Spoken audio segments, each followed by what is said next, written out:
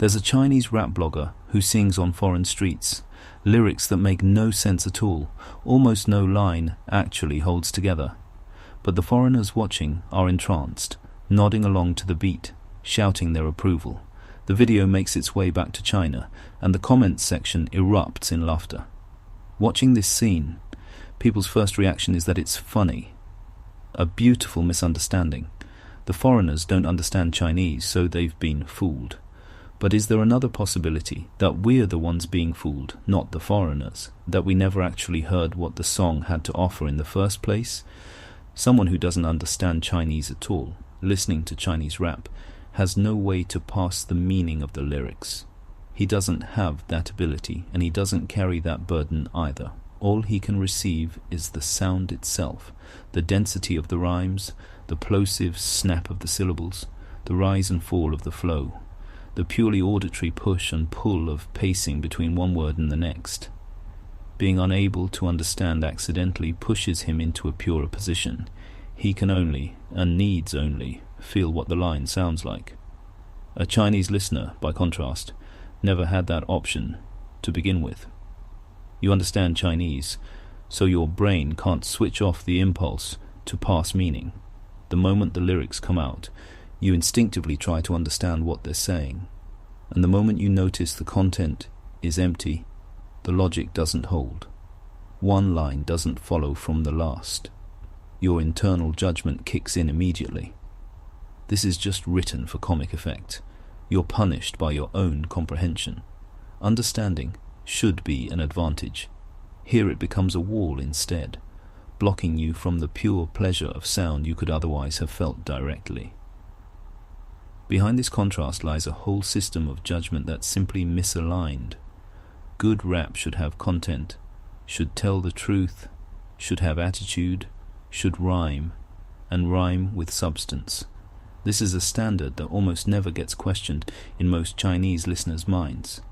And when a piece of rap fails to meet that standard, the only acceptable explanation left is, it's a joke.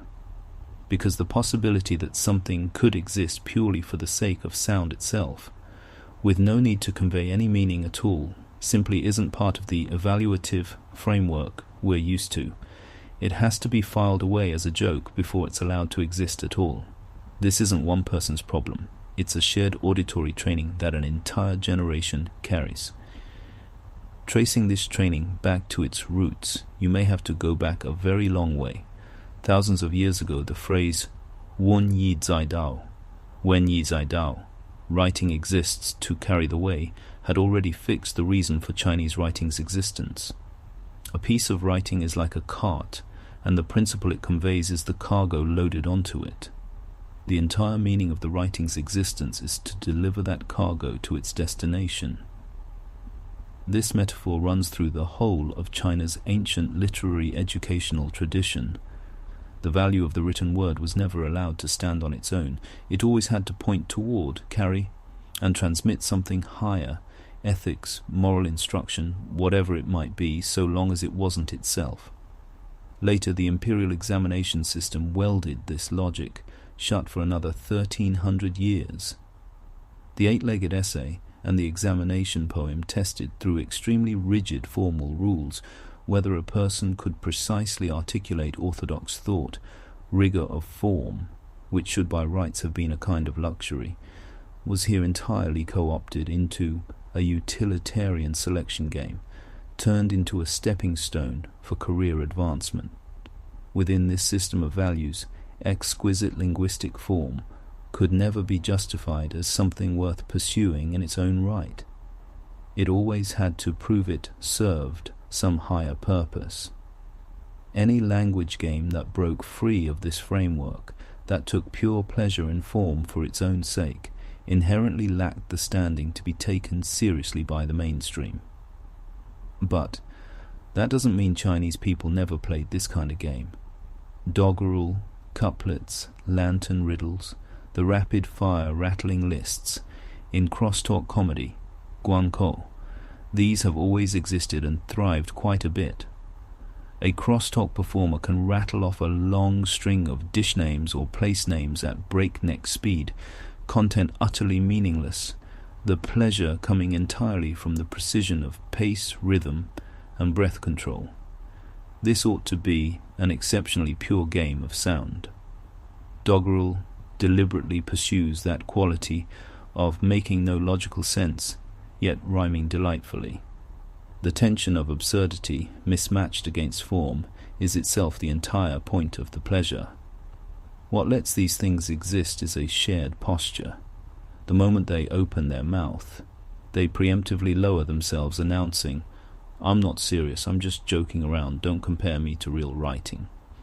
They were never able to be elevated, the way certain formal language games in other cultures have been, to a serious aesthetic height that needs no comedic self-defense. They're allowed to play, but the price is admitting that what they're playing at doesn't matter. So everything you're seeing now, nonsensical Chinese rap that can only be allowed to exist by wearing the label "it's a joke," nonsense literature, fei hua wen shuo, that can only survive as a self-deprecating internet joke, never seriously written into textbooks or seriously discussed, none of this is some isolated, contemporary phenomenon. These are the latest branches, grown in the digital age, offer grammar that hasn't loosened its grip in thousands of years. Today's judgment standards wear a different face. Substantive, profound, socially valuable. But the underlying mechanism is identical.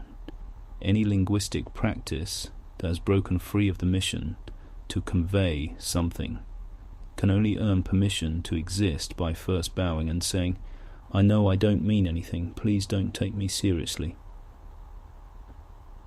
The rapture those foreigners feel listening to Chinese rap probably isn't because they understand music better, and it's not because they're somehow more advanced. It's because they aren't carrying this thousands of years old burden of meaning.